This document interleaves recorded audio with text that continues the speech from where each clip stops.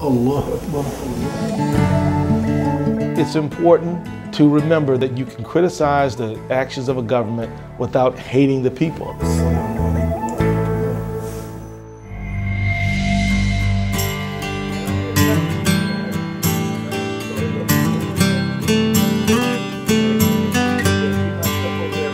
In a time of confusion, where should young Muslims who don't share the philosophies of the fundamentalists turn to in order to get effective and authentic guidance? We're here to see what happened. We're going to go back and tell them what we saw. Where do you think young Muslims or Muslims who don't agree with the radical philosophies of some Muslims, not necessarily of Islam, where do you think they should go to find the truth? Well, I think that a good place to turn to is to read the Quran. I mean, the fact is I have met young people who could recite the Quran in Arabic, but who didn't understand a word of Arabic. So they can recite the words, but it's essentially phonetics. Now, it's good that they can do that, but I'd say dig down into the meaning. What do the words mean?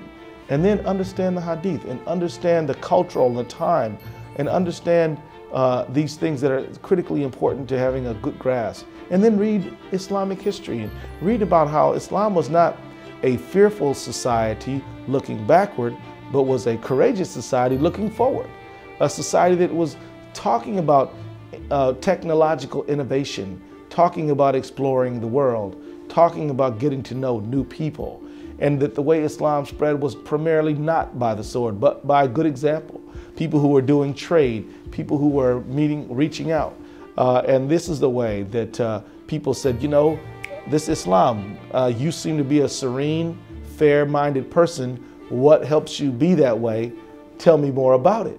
This is the way people will be exposed to Islam, not through fearsome, angry sort of things, but through love, through compassion, through fairness, through good character.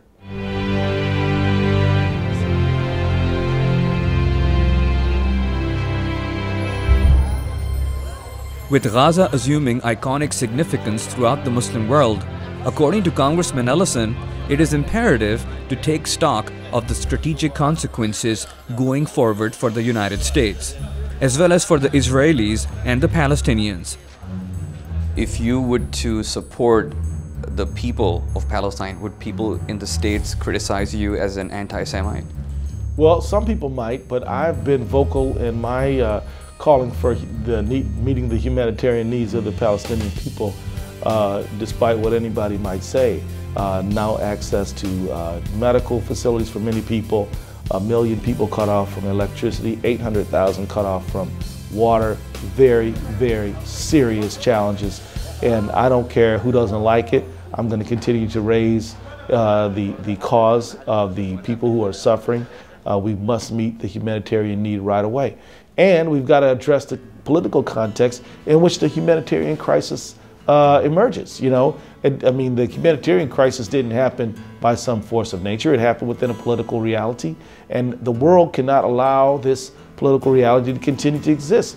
And so I'm in favor of a fair, sustainable, long-term, permanent status for both Israelis and Palestinians that's based on a way forward so people can live and thrive and grow.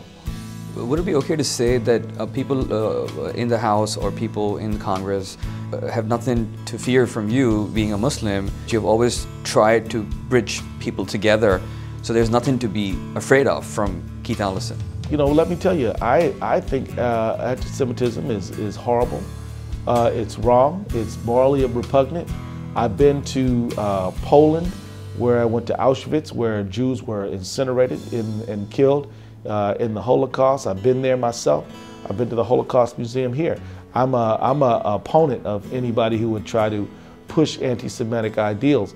But the fact is that criticizing the policy of a state is not anti-Semitism. You know, even the Israeli public criticizes the policies of their government. So why would it be anti-Semitic for somebody like me to say that I think that certain decisions of the Israeli government are wrong, particularly the humanitarian crisis in Gaza?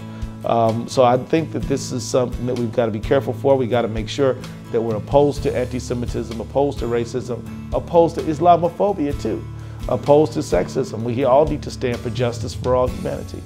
So it's like if people are protesting outside the White House against the policies of the former President Bush, that doesn't make them anti-American. That's right, absolutely, absolutely, and it's self-evident. But I think that it's important to remember that you can criticize the actions of a government without hating the people. It's just obvious and self-evident to me. What makes Muslims in America think like this? Why are you so different compared to Muslims in other parts of the world? Well, you know, I will say, in fairness to Muslims in another part of the world, that I've received tremendous hospitality wherever I've went. I've had a great time in Pakistan and enjoy that country tremendously. Great believer in Pakistan and believe in the future of Pakistan, inshallah. And Egypt and other parts of the world that I've been privileged to visit. But I'll say in America, you know, we do, as I was mentioning before, have to work on an interfaith basis because so many of our friends and neighbors and coworkers are not Muslim. We've got to get along with them. I think it's also important to understand that we have a civil rights tradition in America.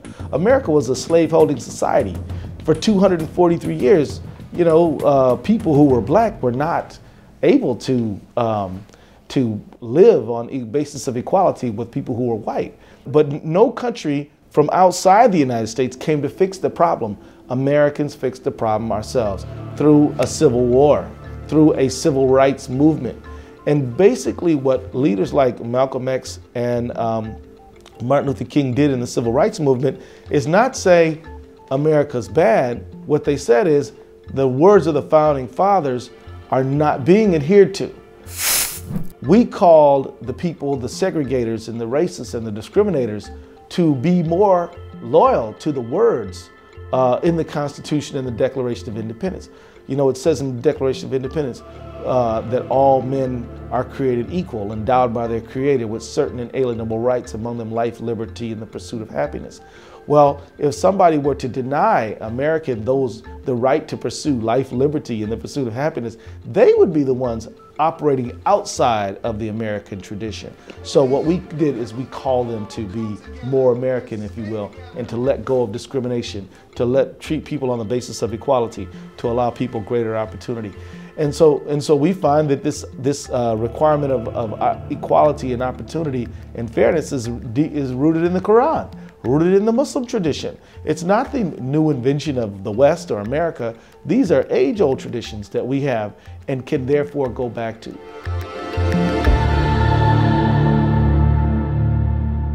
Allah Akbar.